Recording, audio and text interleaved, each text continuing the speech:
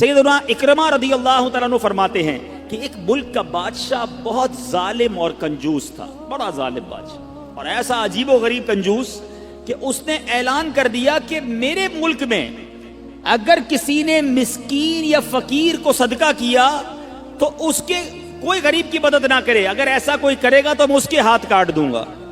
یعنی خود غریب کی مدد بھی نہیں کرنی اور پورے ملک میں بھی کوئی غریب کی مدد نہ کرے۔ بڑا عجیب و غریب اعلان تھا۔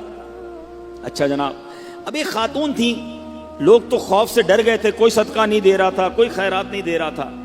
ایک دن فقیر مجبور ہو کر ایک عورت کے پاس آیا اور کہا مجھے اللہ کی راہ میں کچھ دو، میں بہت بھوکا ہوں، کھانے کے لیے کچھ نہیں۔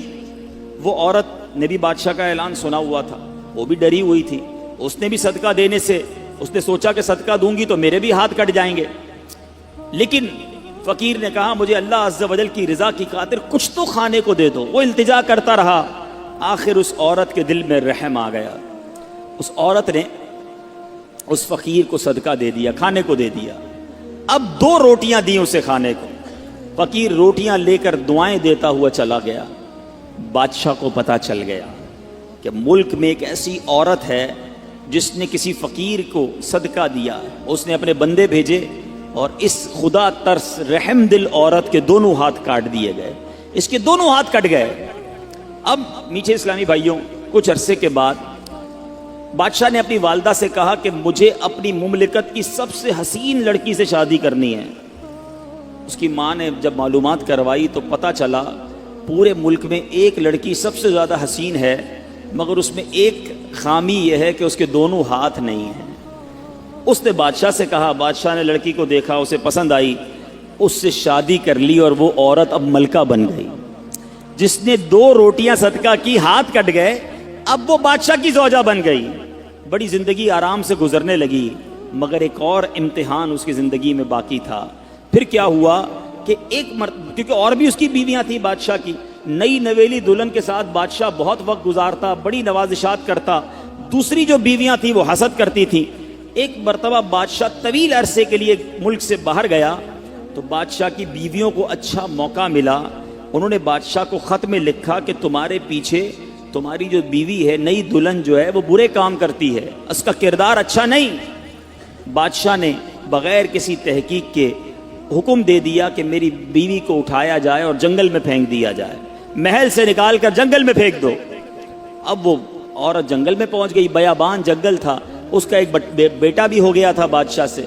اب اتنی دیر میں میرے میٹھے اسلامی بھائیوں، وہ عورت اس جنگل میں نہر میں پانی پینے کے لیے جھکی تو اس کے ہاتھ سے وہ بچہ بھی پانی میں گر گیا، زور زور سے رونے لگی، بچہ بھی پانی میں ہے، دونوں ہاتھ بھی نہیں ہیں، پکارے تو کسے پکارے؟ اچانک 2 خوبصورت نوجوان آئے، انہوں نے کہا آپ کیوں رو رہی ہیں؟ کہا میرا بچہ پانی میں چلا گیا ہے۔ اس نے فوراً، اس نوجوان نے آگے جا کر اس بچے کو پانی سے نکالا، کہا اور آپ کو کچھ چاہیے تو بتائیے، کوئی اور آپ کی خواہش ہو تو بتائیے، کچھ اور آپ دعا کرنا چاہیں۔ تو اس عورت نے کہا کہ میرے ہاتھ مجھے واپس مل جائیں۔ ان نوجوانوں نے دعا کی، اللہ تعالیٰ نے دونوں ہاتھ بھی اسے واپس کر دیے۔ اب ان نوجوانوں نے اس عورت کو کہا کہ آپ جانتی ہیں ہم کون ہیں، ہم دونوں کون ہیں؟ تو عورت نے کہا میں تو نہیں جانتی، البتہ یہ معلوم ہے آپ کی برکت سے میرا بچہ بھی مل گیا، میرے ہاتھ بھی واپس آ گئے۔ وہ 2 نوجوان کہتے ہیں ہم تیری وہی 2 روٹیاں ہیں جو تو نے غریب سائل کو دی تھی۔ صدقہ اللہ کی راہ میں خرچ کرنا کب کہاں کام آتا ہے؟ اس عورت کو 2 روٹیوں کے بدلے 20 روٹیاں نہیں ملی، حضرت رابعہ بصریہ کو 20 روٹیاں ملی تھیں۔ ہو سکتا ہے کوئی کیلکولیشن کرنے والا کہے یار میں 1000 روپے دوں گا 1 لاکھ روپے مل جائیں گے، نہیں ملے، مگر اس کو ہاتھ واپس مل گئے، بچہ واپس مل گیا۔ کیا معلوم مجھ پر اور آپ پر کوئی بلا آنے والی ہو، کوئی مصیبت آنے والی ہو، کوئی بیماری آنے والی ہو، اگر اللہ کی راہ میں صدقہ دیں، کسی غریب کی مدد کریں اور اس کے دل سے دعا نکلے اور اللہ کریم ہم سے وہ مصیبت کو ٹال دے تو اے میرے میٹھے اسلامی بھائیوں، حضرت منصور بن عمار رحمۃ اللہ تعالی علیہ ایک روز واز فرما رہے تھے تو کسی حقدار نے 4 درہم کا سوال کیا، کوئی غریب تھا، مسکین تھا، اس نے 4 درہم کا سوال کیا تو آپ رحمت اللہ تعالی علیہ نے اعلان کیا کہ جو اس کو 4 درہم دے گا میں اس کو 4 دعائیں دوں گا۔ آپ نے، اللہ کے ولی تھے، آپ نے فرمایا جو اس کو 4 درہم دے گا میں اس کو 4 دعائیں دوں گا۔ اس وقت ایک غلام گزر رہا تھا، خود بھی غریب تھا، مگر اللہ کے ولی کی ایک ایسی شاندار آواز سنی کہ 4 دعائیں ملیں گی. تو اس نے کیا کیا، اپنے پاس اس کے 4 درہم تھے، وہ اس نے غریب کو دے دیے، اس سائل کو دے دیے. تو حضرت نے کہا کہ اب بتاؤ کون سی 4 دعائیں کروانی ہیں؟ کہ حضرت پہلی دعا تو کر دیں کہ میں غلامی سے آزاد کر دیا جاؤں، غلام ہوں، غلامی سے میری آزادی ہو جائے. نمبر 2، مجھے ان درہم کا بدلہ بھی مل جائے، 4 درہم دے تو دیے، مجھے اس کا بدلہ بھی مل جائے. تیسری دعا حضور یہ کر دیں مجھے اور میرے آقا کو توبہ نصیب ہو جائے. چوتھی دعا یہ کر دیں کہ میری، میرے آقا کی، آپ کی اور تمام حاضرین کی بخشش ہو جائے. 4 بڑی پیاری دعائیں کروا لی اس نے جناب. اب آقا کے پاس جب وہ غلام پہنچا تو آقا کہتا اتنی دیر کیوں ہو گئی، کدھر رہ گئے تھے بھائی، کئی کام سے بھیجا تھا، اتنا لیٹ؟ کہتا ہے حضور ایسا ایسا ماجرا ہوا، راستے میں حضرت منصور اللہ کے ولی وہ کہہ رہے تھے جو 4 درہم دے دے میں 4 دعائیں کروں گا، میں نے تو 4 درہم دی اور 4 دعائیں کروا کے آیا ہوں. کہا اچھا بتاؤ دعائیں کون سی تھیں، پہلی دعا بتاؤ. کہا حضور میں نے پہلی دعا تو کی کہ اللہ مجھے غلامی سے آزاد کر دے. آقا کہتا ہے جا تو غلامی سے آزاد ہے. پہلی دعا فوراً قبول ہو گئی نا، پہلے آقا کو دعا سنائی، آقا کہتا ہے جا تو غلامی سے آزاد. کہا بتا دوسری دعا کون سی کروا کے آیا؟ کہا حضور دوسری دعا میں نے یہ کی کہ جو 4 درہم میں نے دیے ہیں مجھے اس کا بدلہ مل جائے. غریب آدمی تھا ظاہر ہے. تو آقا نے کہا کہ میں نے تجھے 4 درہم کے بدلے 4000 درہم دیے. ارے بھائی واہ بھائی. تیسری دعا بتا کون سی کروا کے آیا؟ کہا حضور تیسری دعا میں نے کی کہ مجھے اور میرے آقا کو گناہوں سے توبہ کی توفیق نصیب ہو. یہ سنتے ہی آقا واقعی آقا تھا، اس کی زبان پر استغفار جاری ہو گیا، کہنے لگا یا اللہ میں اپنے پچھلے سارے گناہوں سے توبہ کرتا ہوں. کہا اب بتا چوتھی دعا کیا کروائی تھی؟ کہا حضور چوتھی دعا یہ تھی کہ آپ کی یعنی میرے آقا کی، میری اور تمام حاضرین اجتماع کی مغفرت ہو جائے. یہ سن کر آقا نے کہا 3 باتیں تو میرے اختیار میں تھی، وہ میں نے کر لی، چوتھی میرے ہاتھ میں نہیں ہے. مغفرت کرنا تو اللہ کا کام ہے نا. اسی رات آقا نے خواب میں کسی کہنے والے کو سنا کہ جو تمہارے اختیار میں تھا وہ تم نے کر دیا، اور میں ارحم الراحمین ہوں، میں نے تمہیں، تمہارے غلام کو، منصور بن عمار کو اور تمام حاضرین کو بخش دیا ہے. کیا بات ہے، کیا بات ہے، سبحان اللہ. ہیں یہ میرے میٹھے اسلامی بھائیوں، یہ واقعہ جو ہے یہ کتنی زبردست موٹیویشن ہے کہ ہمیں نہیں پتا ہوتا کسی غریب کی مدد کر کے، کسی محتاج کی مدد کر کے، کسی پریشان حال بندے کی مدد کر کے ہم کبھی کبھی ایسی دعا لے لیتے ہیں کہ ہمیں اندازہ بھی نہیں ہوتا، اور وہ ایسی دعا دے دیتا ہے کہ بگڑی بن جاتی ہے، مشکلیں ٹل جاتی ہیں. یہ دعائیں لینے والے بنیے، اللہ کی راہ میں خرچ کریں گے. آج واقعی میں صحیح بتا رہا ہوں، تو یہ بعض اوقات ایک کیفیت ہوتی ہے انسان کی کہ جب انسان کسی کی مدد کرتا ہے یا کوئی ایسا کام کرتا ہے جس سے کسی کے دل سے دعا نکلتی ہے. اور یہ تو اللہ کے ولی تھے نا، انہوں نے ہاتھ اٹھا کر یہ 4 دعائیں کی. تو سیکھنے کو یہ ملا کہ بعض اوقات اللہ کی راہ میں خرچ کر کے ہم وہ حاصل کر سکتے ہیں جو برسوں میں حاصل نہیں کر سکتے. وہ نعمتیں، وہ برکتیں حاصل ہو جاتی ہیں، وہ پریشانیاں دور ہو جاتی ہیں. کیونکہ روایتوں کا مضمون ہے کہ صدقہ بیماریوں کو ٹالتا ہے، صدقہ برائی کے 70 دروازے کو بند کرتا ہے، صدقہ بلا کو نیچے نہیں اترنے دیتا. ایک بڑی بات یاد رکھیے گا، ہمیں نہیں پتا ہوتا، ہم صبح اٹھتے ہیں مثال کے طور پہ اور کوئی بلا آنے والی ہوتی ہے. حدیثوں کا مضمون ہے جب انسان صدقہ دیتا ہے نا تو بلا اوپر سے اترتی ہے، صدقہ جا کے اسے روک لیتا ہے، انٹرسیپٹ کرتا ہے، اور یہ لڑائی جاری رہتی ہے. صدقہ بندے پر بلا اترنے نہیں دیتا. اب بعض اوقات کیا ہوتا ہے، کئی لوگ ہوں گے جو بیانات بھی سنتے ہیں، کتابوں میں بھی پڑھتے ہیں کہ اللہ کی راہ میں 1 خرچ کرو 10 ملتا ہے. اب وہ ہو سکتا ہے مسجد میں ڈبے میں 100 روپے ڈالیں اور شام دکان پہ انتظار کر رہے ہوں کہ ابھی تک 1000 روپے بنے نہیں ہیں. مولانا صاحب نے تو کہا تھا 1 کا 10 ہو جائے گا. کسی فقیر کو 10 روپے دیے، انتظار کر رہے ہیں، 100 روپے کہاں ہے بھائی، ملٹی پلائی بائی 10 ہو کے ملنا چاہیے تھا. تو ہم صرف مالی فائدہ سوچ رہے ہیں. میں آپ سے پوچھنا چاہتا ہوں، آپ نے اللہ کی راہ میں خرچ کیا 1000 روپے، 10,000 روپے یا 1,00,000 روپے، اور اب آپ منتظر ہیں کہ ملٹی پلائی ہو جائے. لیکن کیا معلوم آپ کے گھر میں آگ لگنے والی تھی، کیا معلوم آپ کا روڈ پر ایکسیڈنٹ ہونے والا تھا، کیا معلوم آپ کا بچہ جو باہر کھیل رہا تھا اس پر کوئی خطرناک بلا آنے والی تھی. مگر آپ نے جو صدقہ دیا اس سے وہ بلا ٹال دی گئی. مجھے بتاؤ وہ 1000 کا 10,000 ہونا اچھا تھا یا ہم پر اتنی بڑی بلا کا ٹلنا اچھا تھا؟ تو ہمیشہ اللہ کی راہ میں صدقہ دیجئے، آپ یقین کریں آپ خوشحال ہو جائیں گے, آپ کی مشکلیں آسان ہوں گی. مگر دوبارہ وہی بات کروں گا کہ نیت اچھی ہو. صدقہ دیتے وقت, خرچ کرتے وقت, کسی کی مدد کرتے وقت احسان نہ جتانا. یاد نہیں تجھے تیرے بچے کی شادی میں نے کرائی تھی؟ بھول تو نہیں گیا قرضہ میں نے دیا تھا؟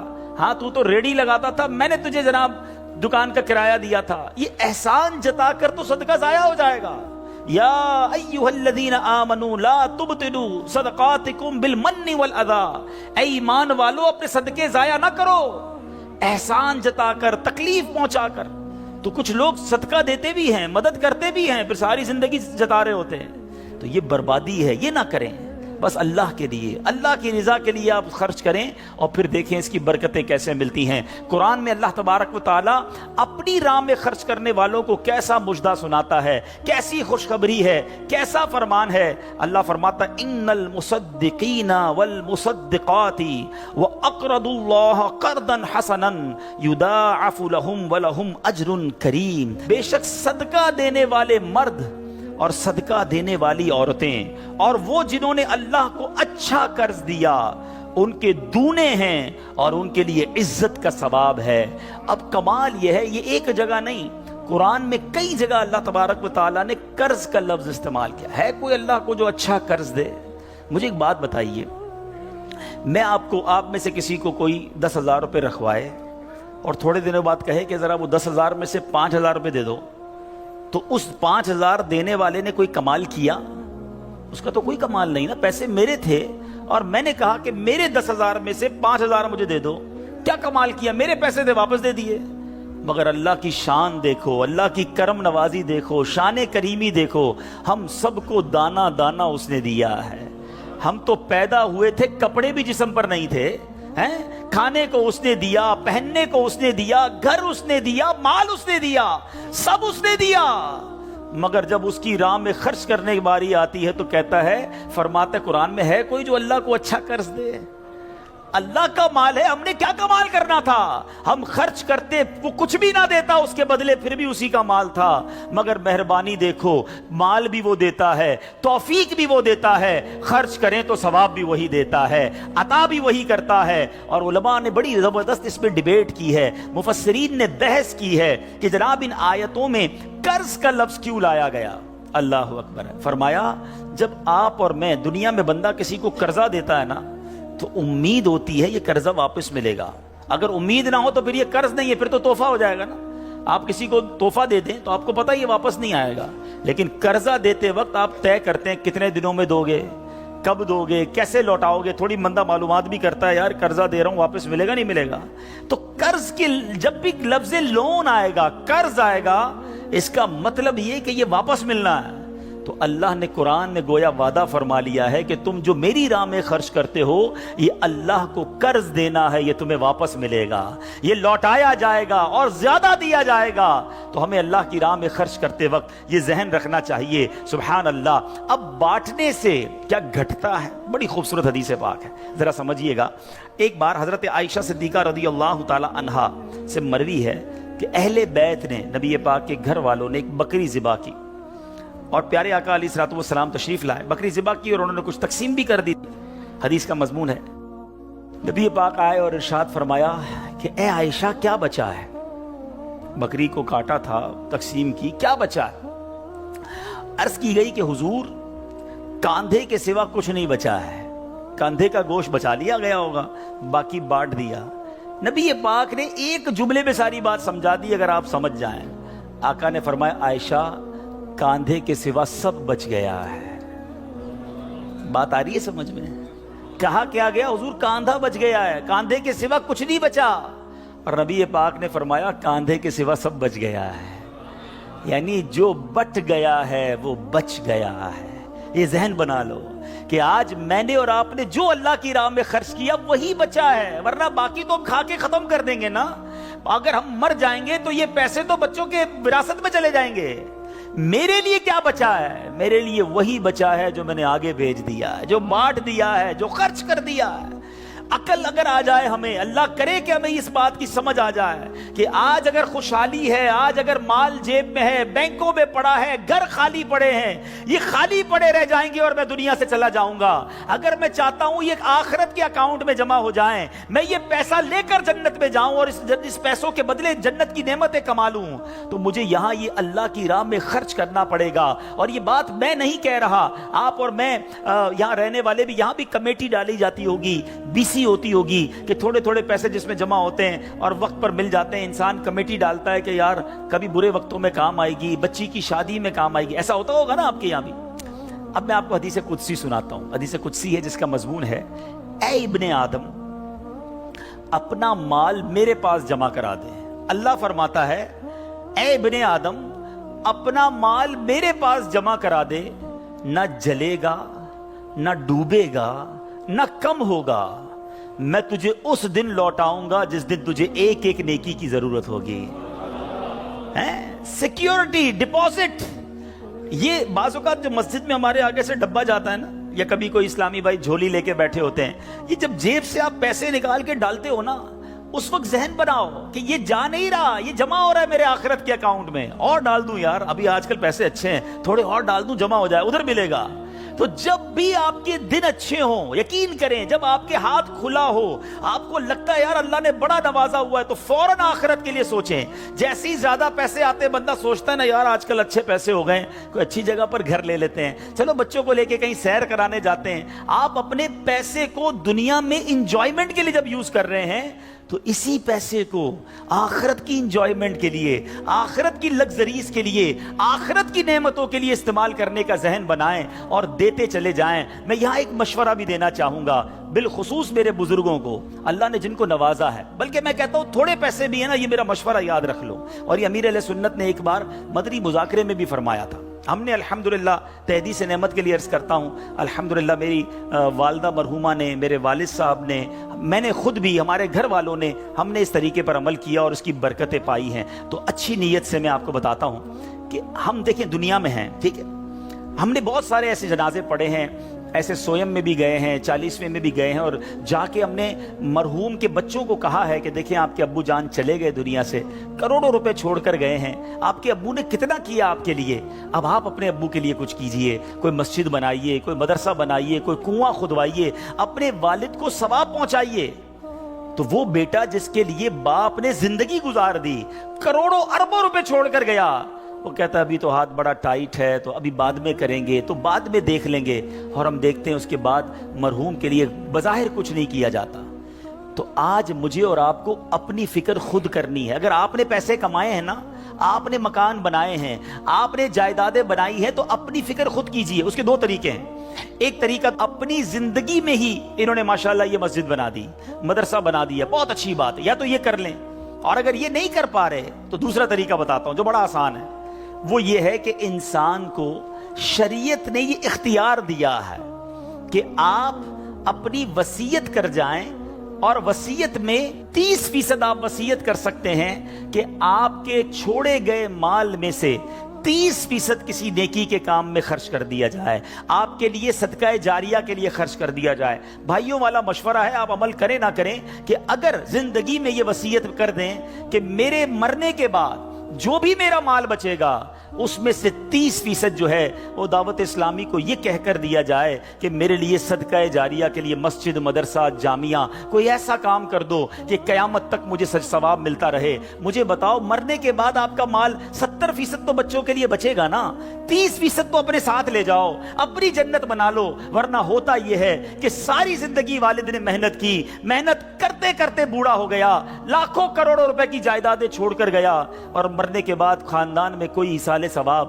کوئی خرچ کرنے کے لیے تیار نہیں ہے. تو دو چیزیں یاد رکھیں, ایک تو زندگی ہی میں اپنے لیے ثواب جاریہ والے کام کر لیں. اللہ کی رحمت سے دعوت اسلامی ساری دنیا میں مسجدیں بنا رہی ہے, ماشاءاللہ ایسے کئی کام ہو رہے ہیں جو قیامت تک چلنے والے ہیں. آپ اپنی زندگی میں اپنے لیے وہ کام کر لیجئے. اور اگر ایسا نہ بھی کر سکیں اور کر بھی لیا ہو تو وصیت کرنے میں تو کوئی حرج نہیں ہے کہ مرنے کے بعد تو میرا مال میرے پاس رہنا ہی نہیں ہے, تو کیوں نہ وہ میرے ساتھ جنت میں مجھے کام آ جائے. اور آج بھی صدقہ کیسی کیسی پریشانیوں اور بیماریوں کو دور کرتا ہے. اللہ اکبر. ایک اور ایمان افروز واقعہ سناتا ہوں کہ ایک بار حضرت عیسیٰ علیہ نبینا علیہ الصلوۃ والسلام کے زمانے میں ایک دھوبی تھا جو لوگوں کے کپڑے آپس میں تبدیل کر دیتا تھا.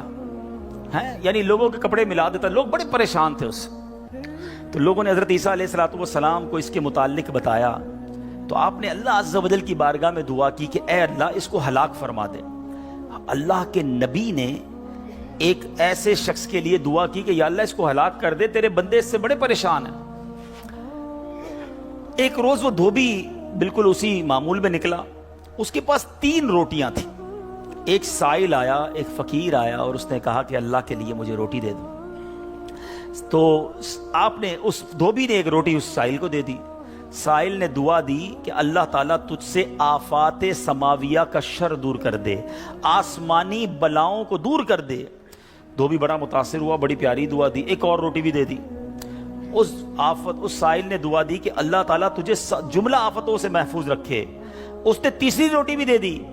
اب اس سائل نے دعا دی اللہ تجھے توبہ کی توفیق عطا فرمائے. اب اس دوران ایک بڑا سانپ اس کی گٹھڑی میں داخل ہو چکا تھا, کیونکہ حضرت عیسیٰ نے دعا کی تھی اس کو ہلاکت کی. ایک بڑا سا سانپ جو ہے اس کی کپڑوں کی گٹھڑی میں داخل ہو چکا تھا. جب دھوبی نے کپڑے لینے کا ارادہ کیا تو اس سانپ نے اسے ڈسنا چاہا. ایک فرشتے نے اسی وقت سانپ کو لوہے کی لگام ڈال دی اور دھوبی سلامتی کے ساتھ واپس آ گیا.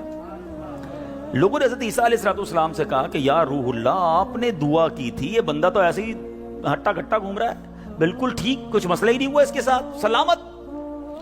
تو آپ نے اس دھوبی کو بلایا, بتا تو نے کون سی ایسی بھلائی کی ہے, میں نے تیری ہلاکت کی دعا کی اور تو بالکل سلامت گھوم رہا ہے.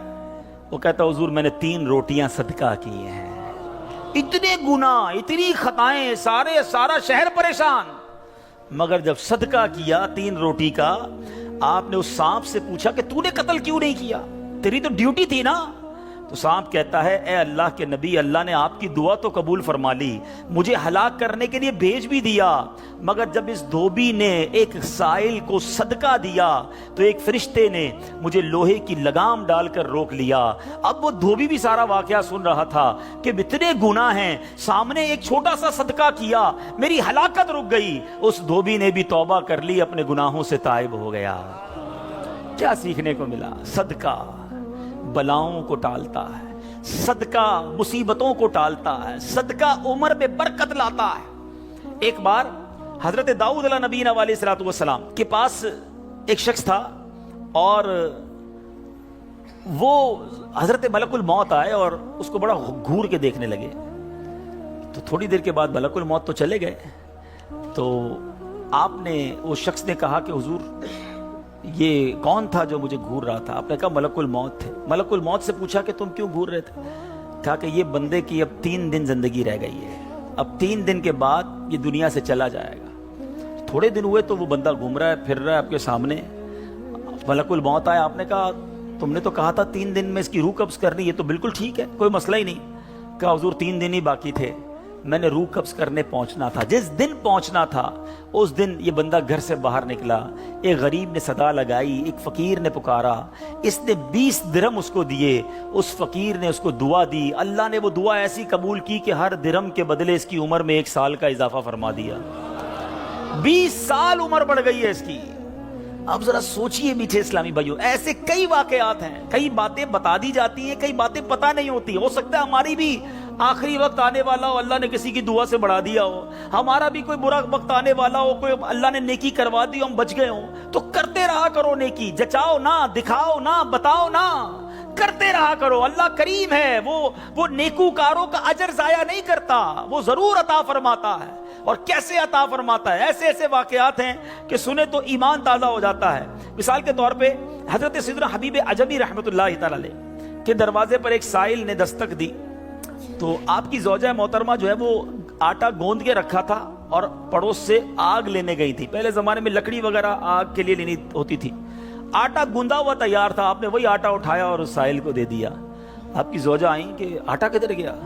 کہ غریب آیا تھا, اس کو ضرورت تھی, میں نے گوندا ہوا آٹا دے دیا. بولے بہت اچھا کیا, مگر ہم نے بھی تو کھانا ہے نا, ہمارے لیے تو کچھ نہیں چھوڑا, آپ نے سارا ہی دے دیا. اب تھوڑی دیر ہوئی تو کیا ہوتا ہے کہ دروازے پر دستک ہوتی ہے. ایک بندہ ایک بہت بڑا تھال لے کر پکی ہوئی روٹیاں بھی لاتا ہے اور سالن بھی لاتا ہے. آپ اپنی زوجہ سے کہتے ہیں دیکھ لو دیا آٹا تھا, روٹیاں بھی پکے آ گئیں, ساتھ سالن بھی آ گیا ہے.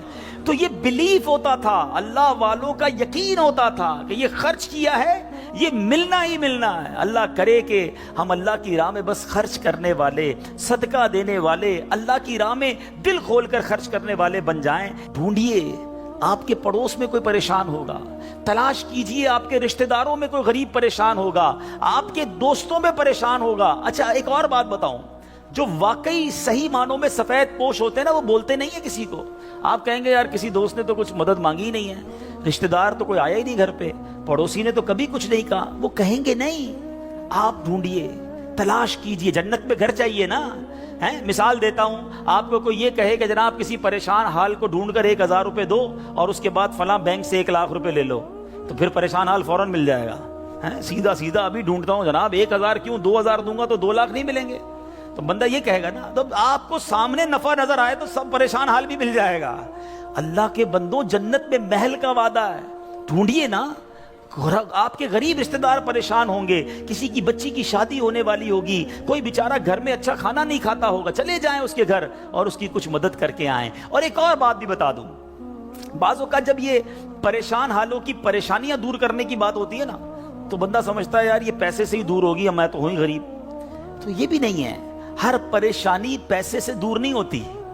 اگر پریشانیوں کا حل پیسہ ہوتا تو دنیا میں کوئی مالدار پریشانی نہ ہوتا. اس کو پریشانی آتی, پیسے خرچ کرتا, پریشانی دور کر دیتا. ایسا نہیں ہے. ہر پریشانی کا مداوا, ہر پریشانی کا سولوشن پیسہ نہیں ہے. آپ کو یہ نہیں کہا گیا کہ جو مالی مدد کرے گا اسے جنت میں محل دیا جائے گا. جو کسی مسلمان کی پریشانی دور کرے, بعض اوقات حوصلہ دینے سے پریشانی دور ہو جاتی ہے, ہمت دلانے سے پریشانی دور ہو جاتی ہے. یار گھبرانا نہیں, میں تمہارے ساتھ ہوں, ٹینشن مت لینا, میں بیٹھا ہوں. بیمار ہے اس کے گھر چلے گئے, تھوڑی دیر اس کے ساتھ بیٹھے, اسے ڈاکٹر کے پاس لے گئے. کسی کا بیچارے کا کوئی معاملہ ہے تو ساتھ جا کر وہ معاملہ حل کروا دیا. یہ کبھی کبھی کچھ اچھے میٹھے بول بھی پریشانی دور کر دیتے ہیں. لیکن ہمیں اچھے بول بھی تو آنے چاہیے, مسکرانا بھی تو آنا چاہیے, حوصلہ دینے بھی تو آنا چاہیے. سیدی اعلیٰ حضرت امام اہل سنت کمال کی بات لکھتے ہیں. آپ فرماتے ہیں شربت نہ دیں نہ دیں, کریں بات لطف سے. شربت نہیں پلانا, نہ پلاؤ, اچھی بات تو کر لو یار. شربت نہ دیں نہ دیں, کریں بات لطف سے. یہ شہد ہو تو پھر کسے پرواہ شکر کی ہے.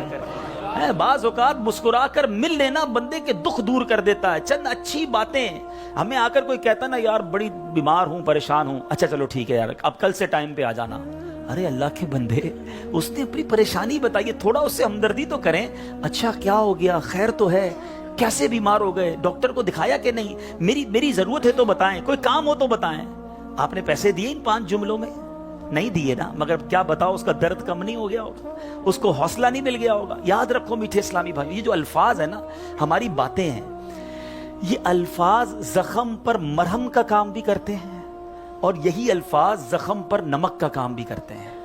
ہم بعض اوقات کسی کے زخموں پر نمک چھڑک دیتے ہیں. وہ پریشان ہے, تکلیف میں ہے, مصیبت میں ہے, اور اس کو ایسا جملہ کہہ دیتے ہیں کہ اس کی پریشانی بہت بڑھ جاتی ہے. اور کبھی کبھی چند اچھے جملے انسان کا غم بھلا دیتا ہے. اللہ کے واسطے اچھا بولنا سیکھیے, نرم ہو جائیے, شفیق ہو جائیے. مثال کے طور پہ کوئی بندہ آیا کہ یار اسکوٹر کا ایکسیڈنٹ ہو گیا, اور میں نے تو پہلے ہی پتا تھا تیرا ایکسیڈنٹ ہونا ہے, تو چلاتا ہی صحیح نہیں ہے, پہلے ہی تیزی سے چلاتا ہے. کیوں چلاتا ہے اسکوٹر جب چلانے نہیں آتی؟ اب بتاؤ بندہ کہ یار ایکسیڈنٹ بھی ہوا, اس کے باتیں بھی سنوں میں, تو یہ زخم پر نمک ہو گیا نا. اب یہ باتیں بعد میں سمجھا لینا کہ یار تیز مت چلایا کرو, مگر ابھی تو حوصلہ دیں, ابھی تو بیچارے کی طبیعت پوچھیں, ابھی تو اس کی پریشانی دور کریں. تو ایسی بہت ساری مثالیں ہیں کہ جب بھی ہمارے پاس کوئی پریشان حال آئے نا, تو اسے اچھی بات کریں, حوصلہ دیں, پریشانی دور کریں. تو انشاءاللہ میں بھی کوشش کرتا ہوں, آپ بھی کوشش کریں کہ انشاءاللہ رجب میں ضرور کسی کی پریشانی دور کریں گے انشاءاللہ. اب یہ سینکڑوں اسلامی بھائی یہاں بیٹھے ہیں, ہم سب ایک ایک کی پریشانی دور کریں گے تو ہزاروں مسلمانوں کی پریشانیاں دور ہو جائیں گی نا. یہ اسلام کی بیوٹی ہے, یہ اسلام کی خوبصورتی ہے کہ مسلمان کی مدد کرے, اس کی پریشانی دور کرے. مالی پریشانی ہے تو دور کریں, جسمانی پریشانی ہے تو دور کریں. بعض اوقات فقط مورل پریشان ہوتا ہے, اکیلا ہوتا ہے, تنہا ہوتا ہے, مایوس ہو گیا ہوتا ہے، آپ اٹھا دیں اسے، ہمت دے دیں، وہ اگلا کھڑا ہو جاتا ہے۔ تو ہمیں یہ کام کرتے رہنا چاہیے۔ تو بہرحال آج کے اس مختصر سے بیان میں جو میں نے چند باتیں قرآن و حدیث کی روشنی میں، بزرگان دین کے واقعات کی روشنی میں آپ کو بتائیں کہ اللہ کی راہ میں خرچ کیجئے، دل کھول کر خرچ کیجئے۔